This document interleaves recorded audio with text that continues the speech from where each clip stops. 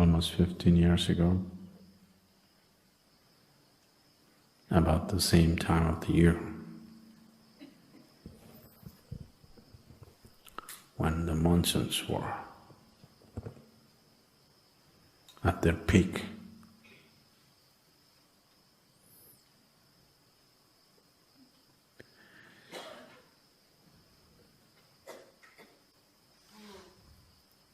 Monsoons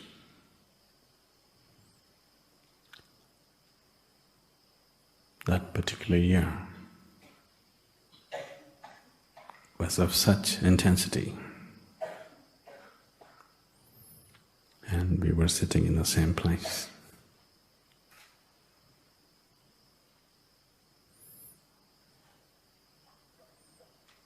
The building looks more stable.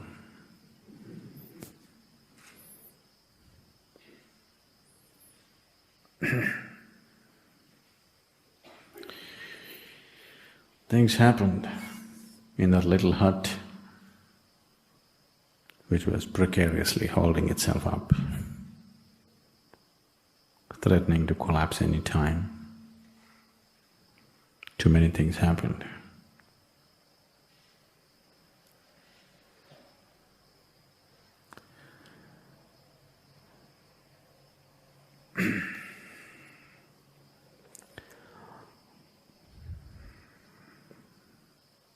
When I say too many things are always happening. Too many things have always happening. Too many things have always been happening in the world and in the jungle, on the plains and on the mountains. Too many things have always been happening. So this whole phenomena of life, of such variety and such exuberance, if you have a little closer look at the smaller creatures on this planet, you cannot believe what has gone into making those tiny little creatures of every shape, size, color, design.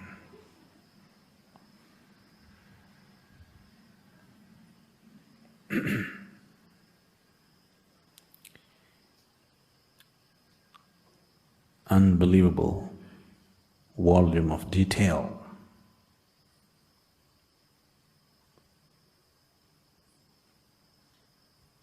Almost unending variety of detail. This whole process of life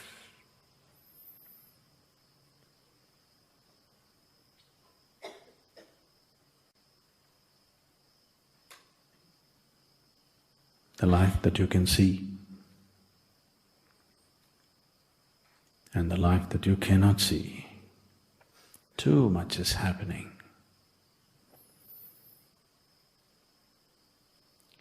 It is all happening with such precision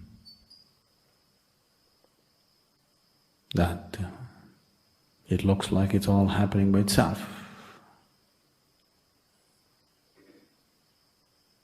The exactness with which all dimensions of cosmos are performing right now. The animate and the inanimate. It looks like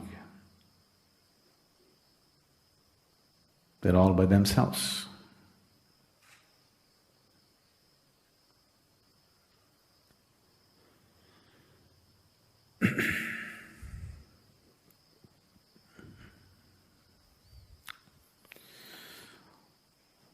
Once a month, I get an order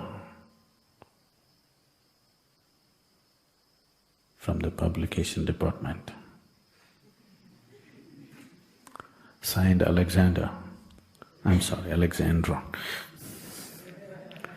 So I can't ignore. Sadhguru, it's time to write a poem. We need a poem for forest flower. We need it in the next 12 hours, 15 hours, 24 hours. Usually that's how it comes. So, I haven't failed them, but I have been not on time many times. So, this is known as the cosmic dancer. The title is Cosmic Dancer. There is no dance without a dancer. There is no dance without a dancer. The dancer is not felt in a dance perfect. The dancer is not felt in a dance perfect. The perfection of the dance dissolves the dancer into the dance. The perfection of the dance dissolves the dancer into the dance. Reveling in the dance, one may miss the dancer. Reveling in the dance, one may miss the dancer. Absolute attention to the dance will bring forth the effulgent dancer. Absolute attention to the dance will bring forth the effulgent dancer. Only in knowing the dancer, all the dance is revealed. Only in knowing the dancer, all the dance is revealed. The speed, the rhythm and the flight are just the dancer's flight. The speed, the rhythm and the flight are just the dancer's sleight. So, the dance is so perfect, we almost forget the dancer. But there can be no dance without a dancer. We cannot see the dancer because our vision, our attention becomes so surface-oriented. To identify the dancer in the dance, either you must get immersed in the dance, that you also become the dance, that you are not a spectator, you are it. Then you know the dancer by experience, you're touched by it. But if you not want to know the dancer in its full depth, in his full depth and dimension, you want to know the source of dance, that which is the basis of the act, then you must be able to pay absolute attention. In a way, staying away from the dance. These things look contradictory. On one level I'm saying you must plunge into the dance. Another level I'm saying you must be able to watch the dance with utmost intensity.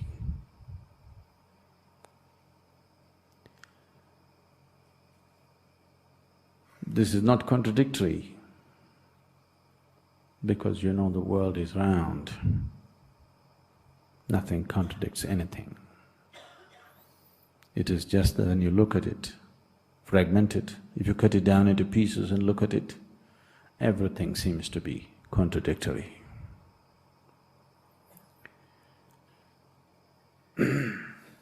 So, if you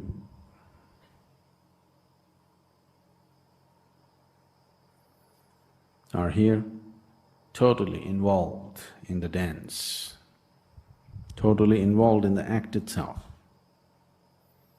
that's one way of knowing. Or if you know how to keep away from the act, absolutely uninvolved in the act, but you're able to observe the act totally, you can decipher the difference between the act and the actor, the dance and the dancer. That is also a way of knowing it.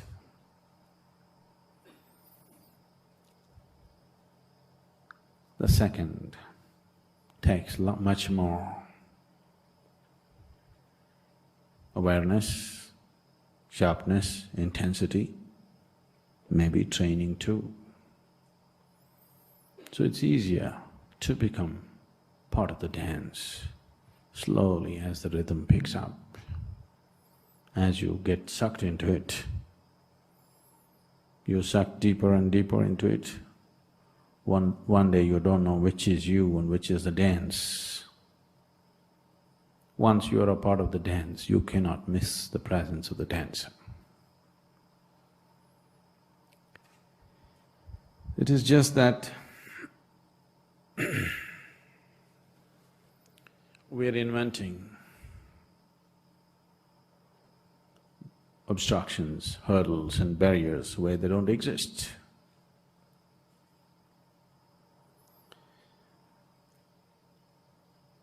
Recently, when I was in a satsang in Ceylon, someone asked, I'm 54 years of age. He thinks that's a long time. And I have seen so many spiritual teachers, but I have never been drawn to anybody like you.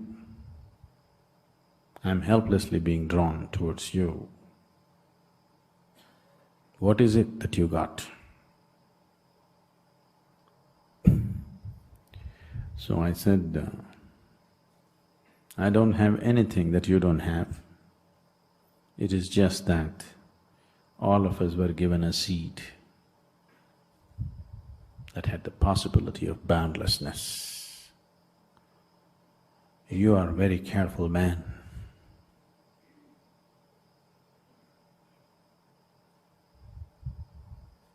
You are very careful and good, so you preserved the seed. I destroyed the seed and made it into a tree. If you want to make a seed into a tree, the seed has to go. If you nurture the seed, it will become a tree. If you keep seed as a seed and walk around, it's stupid actually, but it is not. Preserving yourself is considered smart. Allowing yourself to be demolished, to destroy the limited possibility of what an individual person is not considered smart. To be exclusive and to be preserved is considered smart. So after all, you are a smart man. So smart, you even conned life. Too smart.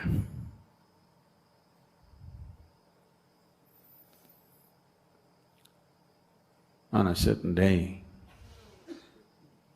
Shankaran Pillai himself decided to visit the yoga center.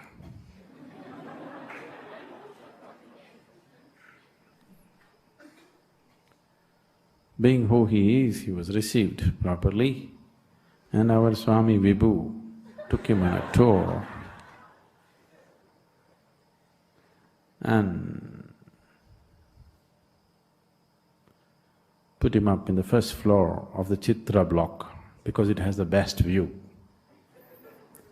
You know that? Chitra block, first floor, has the best view in the whole of the ashram. So, Swami pointed at the mountains and said, we're putting you up here because of who you are and because this place has the best view. Shankaran Pillai looked at it and said, yes, sure, this place would have had the best view if only the mountains were not obstructing.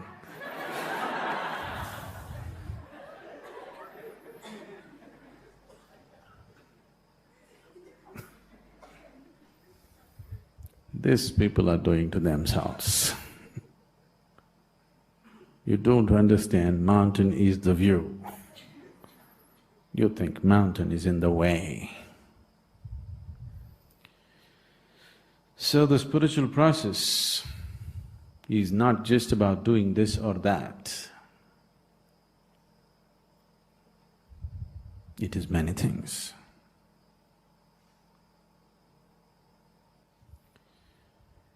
So once you become like this, there is no possibility of you being part of any act. You can neither be aware and just watch it, because that takes a different kind of dispassion, nor can you jump into it and become a part of it.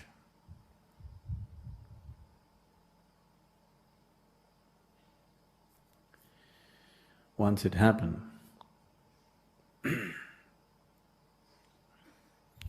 Abe Maxwell met a painter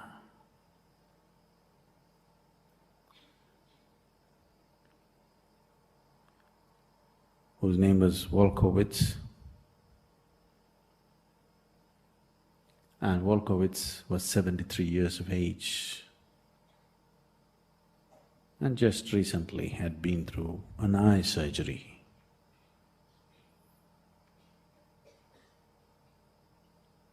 So he said, "You've just been through an eye surgery. How is your vision?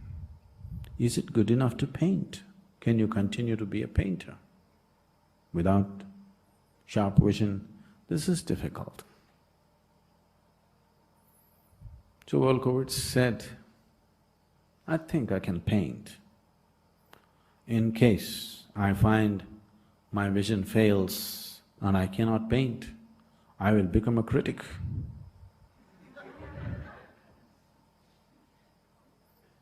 You can become an art critic if you can't see anything. So if you become a critic, you miss the whole act.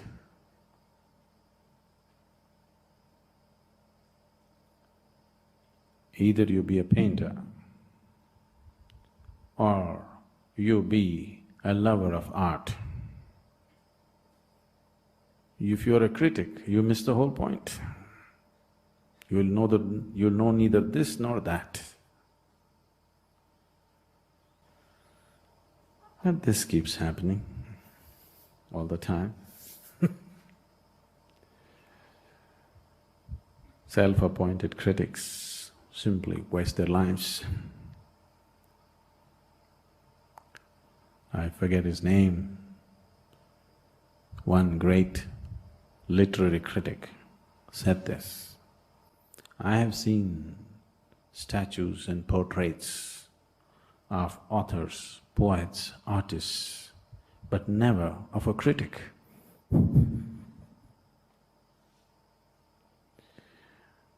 Because you're a parasite like life. You don't have a life of your own. You thrive constantly looking and feeding on somebody else's life. This will not get you anywhere. If you're seeking survival, you can be a parasite. If you're seeking liberation, you cannot be a parasite.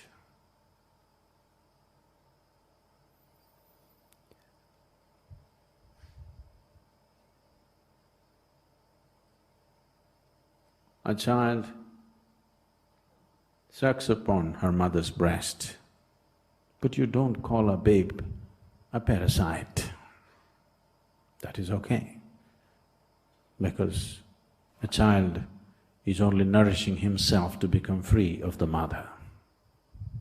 A parasite is never intending to become free. A parasite is too concerned about its survival that it misses the possibility. So if survival is all we seek, there are many ways to survive. I won't teach you those ways, you should learn it on the street. If liberation is what you seek, only then I'm meaningful to you. Only then it's worth hanging around. Only then it's worth being part of a mad act like this. If survival is what you're seeking, it's just a wrong place, because it doesn't work that way. Now,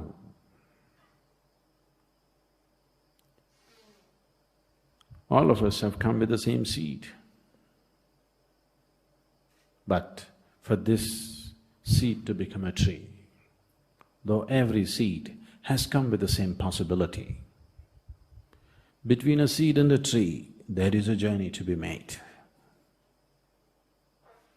If you want the seed to become a tree, you have to nurture it.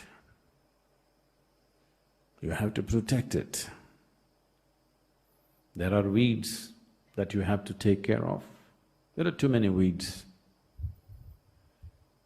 Same silly weeds bothering humanity for 1,000,000 years.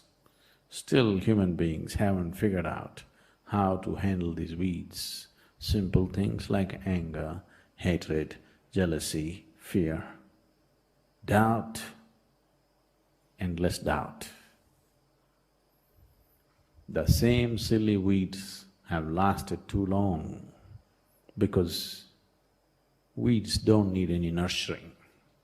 Weeds don't need any protection. Weeds don't need any cultivation, they just grow. But if you want a sacred seed to sprout and prosper, you have to weed the place, cultivate the land, manure it, and you have to make sure enough water and sunlight finds its way. If you're afraid of the harshness of the sunlight and avoid it, you will also avoid the life-nourishing warmth of the sunlight. In your enslavement to the instinct of self-preservation, you would like to avoid the sunlight, go stand in a shade, but you will miss the warmth of the life-nourishing light too. That which is the basis of life is also that which ends life. That which burns also bakes. If you're a good cook, you bake. If you're a bad one, you burn. It's a very simple but subtle operation. Baking bread, very simple thing, but a subtle operation. One who knows does it effortlessly. One who doesn't burns it up and makes it into cakes. Or he produces coal. Carbon is very good, you know. It's the basis of life on this planet. So making this work,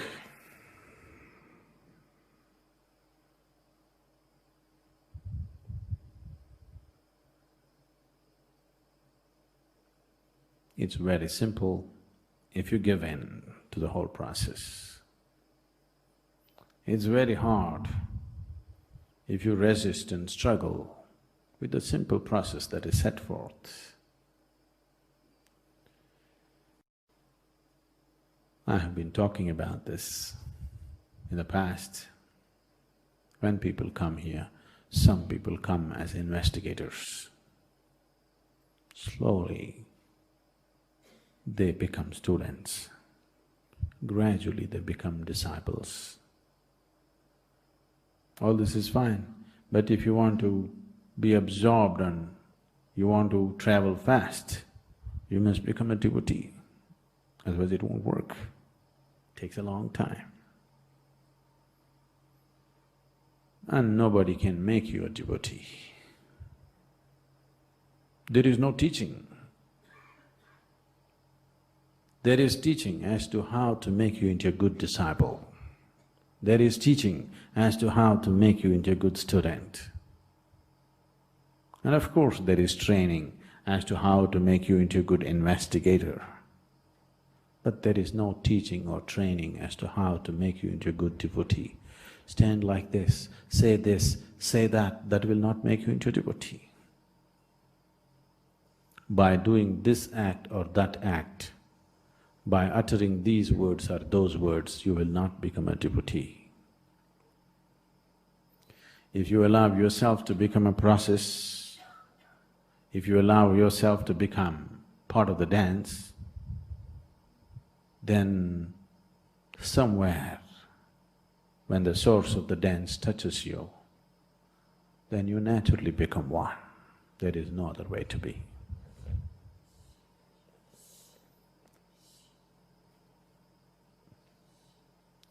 Yesterday someone was telling me,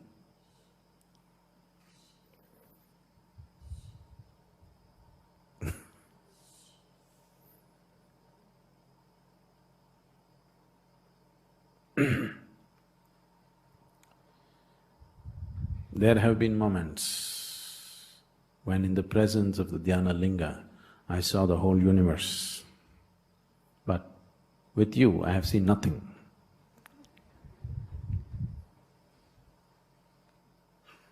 That's good.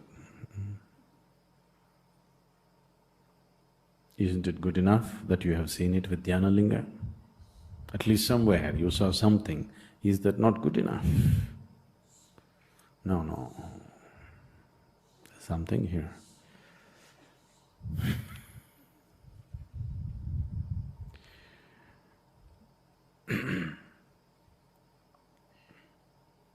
I carried Dhyana Linga within myself like a pregnant woman for 3 lifetimes.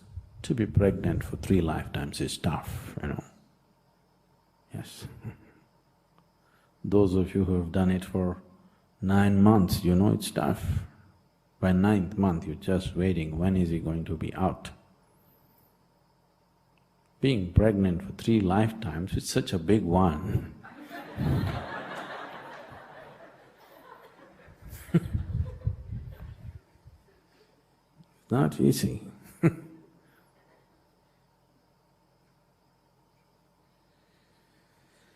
So,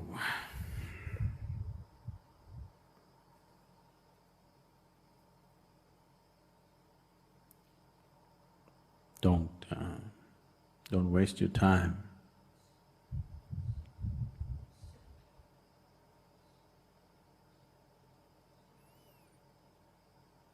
By constantly going through the same nonsense that human beings have gone through for 1,000,000 years, the same nonsense. It's time to do some new nonsense at least, something new. Same nonsense. This moment it is true, next moment it is not true, this moment it is great, next moment it is not great. I thought you're wonderful, but you're terrible. This moment, oh, this is it, next moment, doubt. Don't do this to yourself, because at least if it was some unique nonsense you were doing, it's fine. This is the same stupid nonsense people have done forever. Do something new and show me. Show me some new weeds at least. If you don't show me a fabulous crop, at least show me some new weeds. There are no new weeds, people have done it all. It's a very simple process. This damn weed growing business is a very simple process. Any fool can do it. You think you're doing it more intelligently than somebody else. There is no such thing. No, no, my doubt is not like that. My doubt is the same nonsense. Don't think it's more intelligent.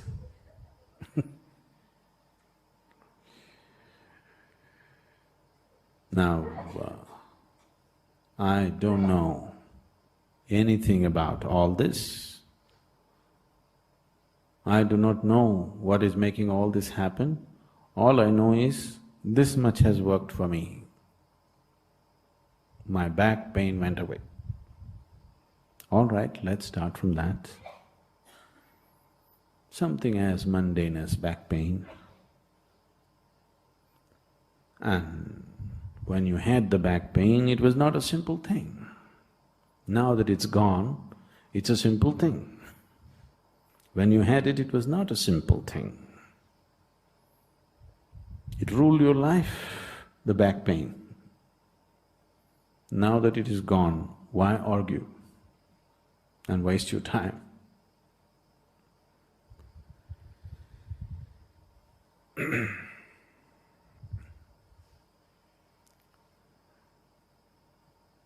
If you want to learn how to swim, you lie down in your bed and practice every day. Slowly, slowly, slowly you learn swimming. You will never learn swimming. You have to jump into the water and somehow thrash it out. What if I drown? Don't you see nobody has drowned till now? Isn't that good enough proof? Don't you see the pools of water that we create? People can't drown, even if you go in, it pushes you out.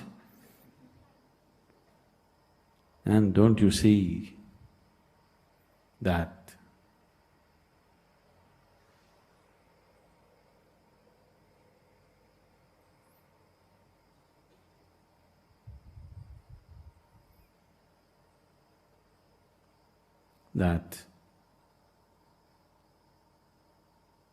I'm not going to let anybody drown here and get into trouble? At least you trust that, if not anything else. There is no other way to swim. You have to jump into the water. No, can I hold on to a float? Can I do this? Okay, do that, take your time. But without getting into the water, how? It cannot work. So, every day, when we say sadhana, sadhana, sadhana, sadhana is not just about the practice. To give you a simple sadhana, a 21-minute practice maybe right now, for the earlier ones maybe 35-minute practice. To give you a 21-minute practice, we are spending almost 40 to 45 hours with you. To give that old 35-minute practice, or actually it was 15-minute shunya, to give you that 15-minute shunya, we spent over 60 hours with you. If all that was not important, why would we spend that time with you? So when we say sadhana, it includes all that. I gave you those 3 eyes. You forgotten? Not these. Instruction, integrity and intensity of purpose. If you just maintain this, the whole process is towards taking you towards an all-inclusive state.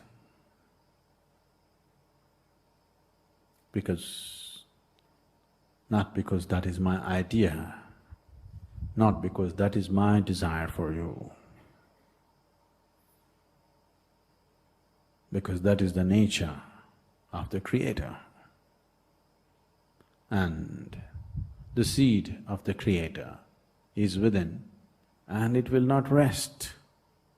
It will not give you a moment of rest in your life till it finds its original nature. Don't you have any hopes about knowing what peace is, knowing what bliss is, without allowing him to have his way? Don't you have any such stupid hope? you will never know a moment of rest in your life. You will never know a moment of peace in your life. You will never know a moment of absolute ease in your life till you allow him to find his way. Otherwise, he will not let you rest, never.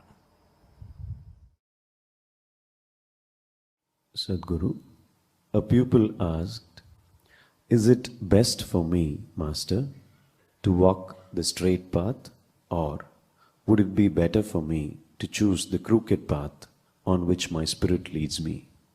The Master replied, "He who takes the straight path north sees the north. He who takes the straight path south sees the south. He who takes the straight path east sees the east. He who takes the straight path west sees the west. And he who walks the crooked path sees all the directions." Please comment.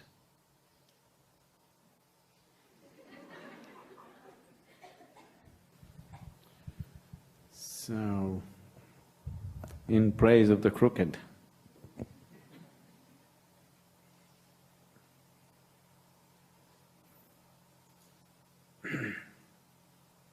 there was a crooked man.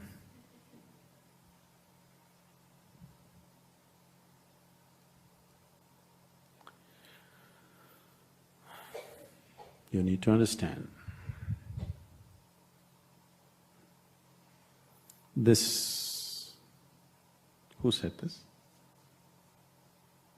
Do you know who said that? No?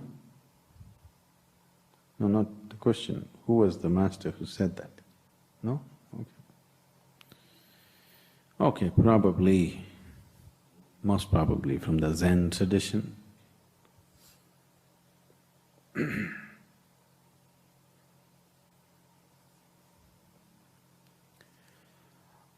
This is being said because people were getting identified with different dogmas. When they said a straight path, they were talking about a dogmatic path, following scriptures and teachings in a certain way. So, if you're facing north, it goes only north. If you go west, it goes only west. East goes only east, south goes only south. But if you take a crooked path, you will see all, but you will not get anywhere. You take a crooked path, you make a whole round, you have a good sightseeing tour, but you're back in the same place.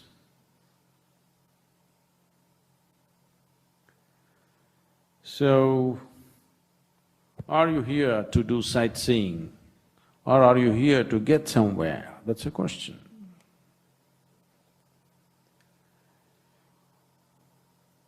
I'm not trying to discredit what's been said because that's definitely been said with reference to dogmatic ways of doing things.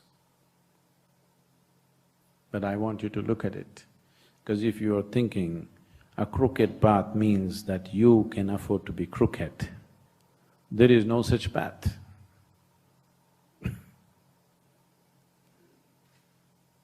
You can take a bend in the path, but you got to be straight.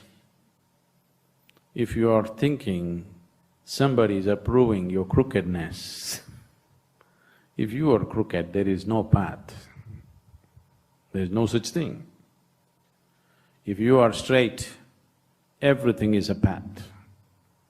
There is no such thing as straight path, there is no such thing as crooked path, because the path is inward. Where is it straight? Where is it inward? If you go north, I would say you're wrong. If you go south, you're definitely wrong. If you go east, you're wrong. If you go west, you're wrong. If you go up, you're wrong. If you go down, you're wrong. Spiritual process will happen to you, not because you look up, not because you do look down, not because you look in the four different directions, but because you look inward. Inward is neither north nor south, nor east nor west, nor up nor down, because what is inward is dimensionless. That which is dimensionless can neither be approached by a straight path or a crooked path, but only by somebody who is straight within himself. Being straight within himself simply means at least you're straight with yourself. You've gotten used to bullshitting others. It's up to you. If you do it, slowly, situations will push you to your corner. In the larger societies, you can bullshit a little more, there's little more opportunity to get away with it. In a small society like this, if you bullshit two people, that day everybody knows you are a heap. And they know where to put you. Because here, gossip is an effective means of communication. Everybody knows. This person did a little bit of nonsense here and there, everybody knows. In the larger society, you could bullshit them a little while longer, but there also, if you bullshit too much, they'll push you to the corner. Maybe that's how you got here.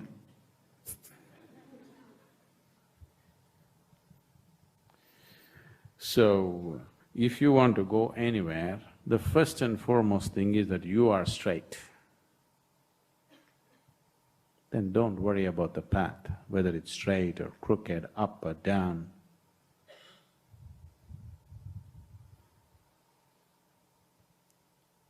Those are all created just to make you feel little adventurous.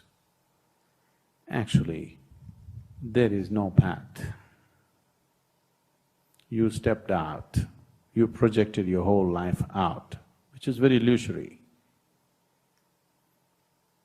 If you stop the projection, everything is inside. Even now, everything is inside.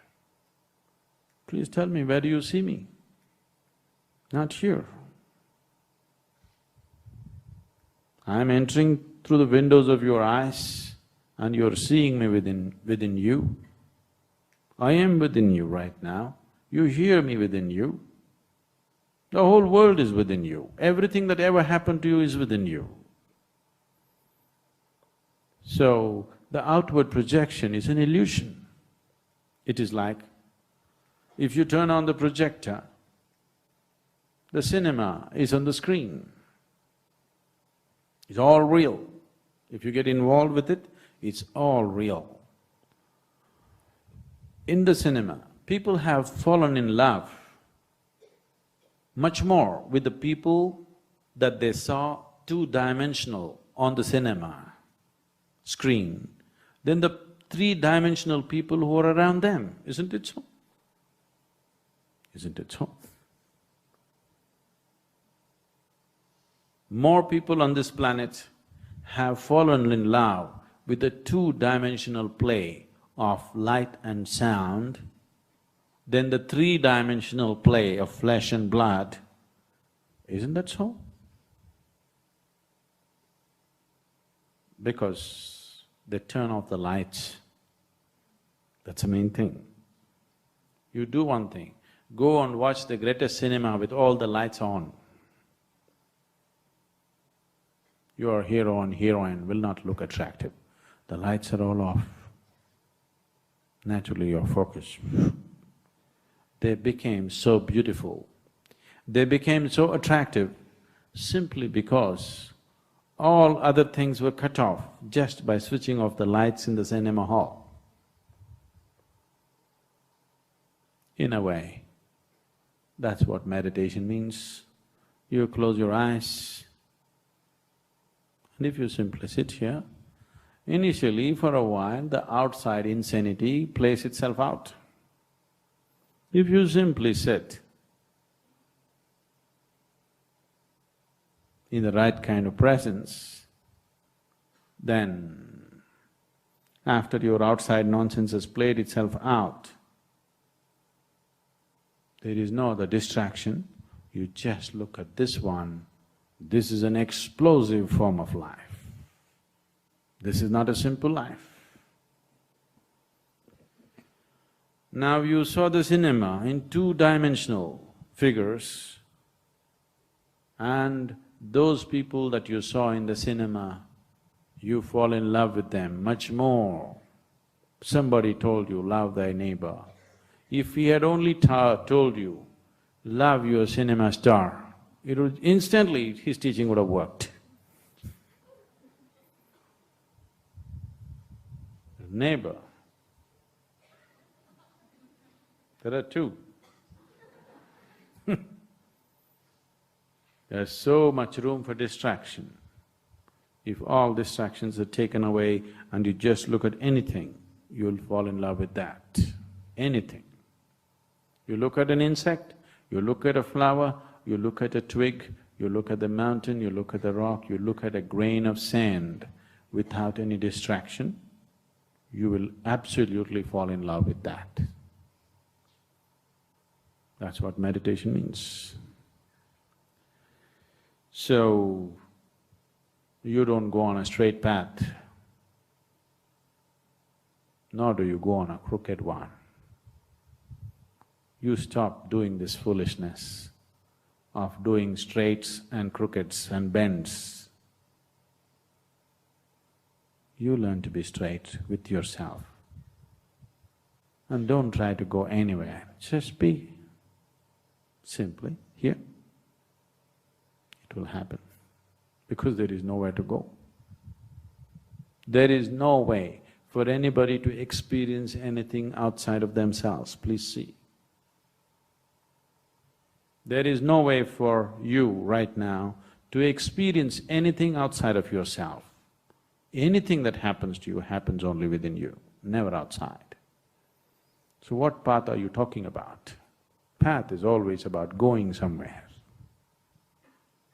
When you have no need to go anywhere, then you're on the path. It's neither straight nor crooked. It is neither long nor short. It is definitely north nor south. It is inward. Inward is not a direction. Inward is a dimension. It is just that the problem with the spiritual path, the problem with lots of you being here is just this. On a certain day, an old farmer, considered to be wise, was carrying a big bundle and approached a tunnel. He was just about to enter the tunnel, then he thought, it's all right, the tunnel is wide enough here, I can enter this, but that little hole that I see there, I'm sure I cannot get out of it. And he backed out.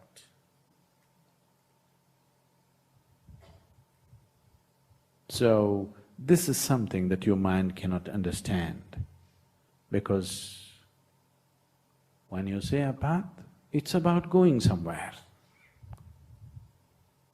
Nobody understood a path as not going somewhere. Always the word path simply meant to go somewhere. There's a very common joke played in the rural areas of Karnataka. If somebody comes to the village and it is normal to ask, "Ee rasta ellogutte?" That means, where does this road go? That's how the language is. So, the smart answer is, "Ee rasta ille biddirutte, ellu hogalla." That means, this road will lie here itself, it doesn't go anywhere. The road never goes anywhere, it's you who has to go. So, when we utter the word path, naturally your mind thinks there is somewhere to go. There is nowhere to go.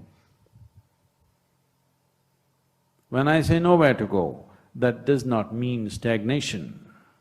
I'm talking about really know where to go. I'm not talking about where to go. Some is only this much or that much. No is limitless, isn't it? Something means a certain quantity. Nothing is not a quantity. It is another dimension which is measureless. It is another possibility which is beginningless and endless. So we are talking about nowhere to go, really nowhere to go, not somewhere. Somewhere is too small a place, it's not worth going. Nowhere is a limitless space. So if you go north, you will go somewhere. If you go south, you go somewhere. If you go east or west, you'll go somewhere. If you go around, you only go somewhere. That's not our intention. We want to go nowhere. Is that okay? Because the journey is from the limited to the unlimited. The only unlimited is the nothingness.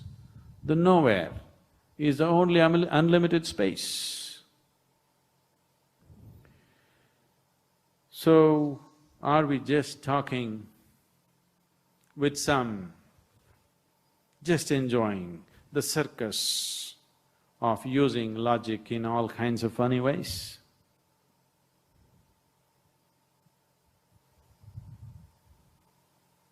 You ask the question because still your mind is in such a state that every day it thinks up a new way of avoiding it. It's innovative. You're all very innovative, aren't you? Every day you come up with a new reason why it cannot be done.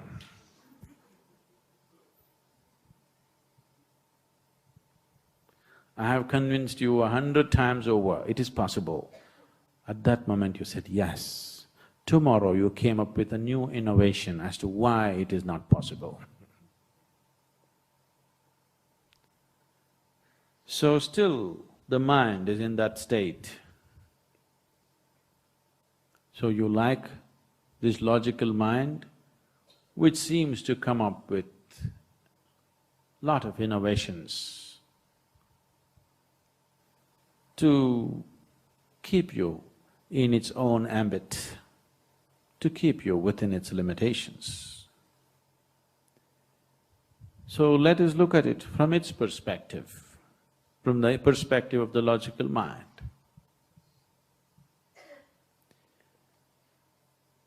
Now we understand, the logical mind also understands, the intellect understands that we exist within certain limitations. You are existing within certain limitations. And you also know you have to go beyond these limitations. Many times you have crossed some limitations and immediately you found the next range of limitations. You cross these mountains, the next range is ready. You cross that, the next one is ready. Those of you who have actively crossed, you have seen again and again there seems to be new mountains. Some of you like the same old mountains. You up and down the same thing, that's different. So the logical intellect, if you apply it with sufficient intensity, it clearly realizes that it is not the vehicle to take you beyond. So, if you do not know how to transcend the intellect, at least frustrate the intellect. Yes. You do not know how to transcend it, at least let it get frustrated, beaten. Then it lies low. When it lies low, we can do things with here. If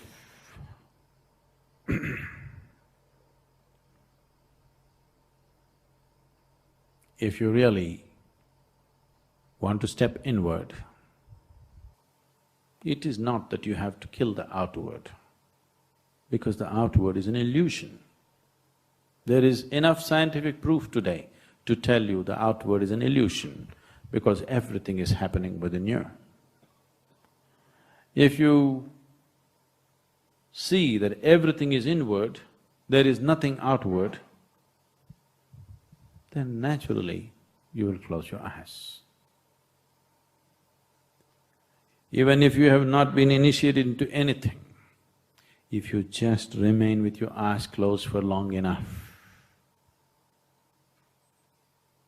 you will see, after some time, the activity of the mind will start dying down. Initially it gets hyped up because it wants you to open your eyes, because mind cannot survive without some extra information. Every day it needs some little extra new gossip, otherwise it cannot thrive.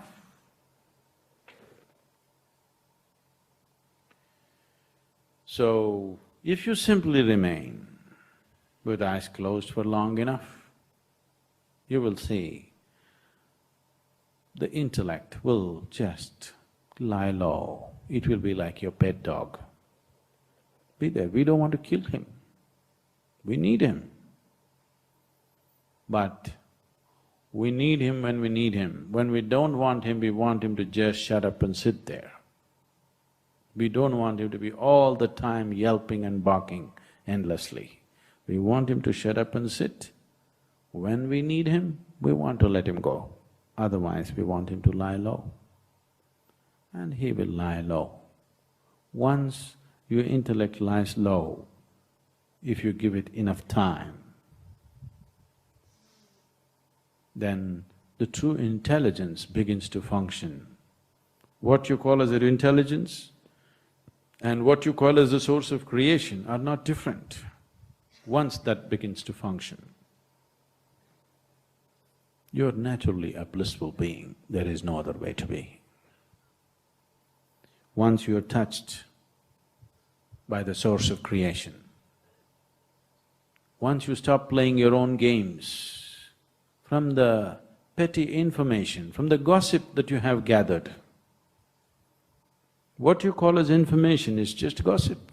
Some people, if you don't like the people who are gathering information, you call them gossipers, otherwise you call them social scientists. Isn't it?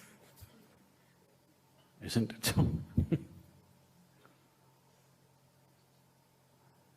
So, this gossip that you have gathered, your intellect is thriving on it. If you keep your gossip aside, and if true intelligence begins to function, then you and the Creator are not different. Once this is so, being blissful is very normal. It is not something that you aspire for, it is not something that you long for. It is not something that you create, that is the way it is. Only when you're blissful by your own nature, then you are willing to drop into the abyss of nothingness. Then you're truly ready to go nowhere. When you're not blissful by your own nature, it is very natural for you to hanker, to go somewhere. You want to go north, south, east or crooked. Whichever way, you're still longing to go somewhere. You're not willing to drop into the abyss of nothingness. When you say, I'm seeking the boundless, you're talking about falling into nothingness. It is not a threat. Oh, is it a bottomless pit? Yes, it is. And a bottomless pit is not dangerous. Only a pit with a bottom is dangerous. If there is no bottom to the pit, what is the problem in jumping? you will be eternally suspended, unharmed, untouched by anything. If there is such a space which is bottomless, and if you fall into it, is there any danger? Is there any danger at all to you? Only if it has a bottom, you will go and get smashed. It is truly a bottomless pit. Bliss is a bottomless pit. Only when you fall into the bottomless pit are you truly blissful. Otherwise, you are constantly hankering, wanting to get somewhere, wanting to get somewhere. You cannot go anywhere. Wherever you go, whether you go north or south, still your experience of life, all of life is happening only within you. You go up or down, all your life is happening only within you. This is not a trap. This is the door.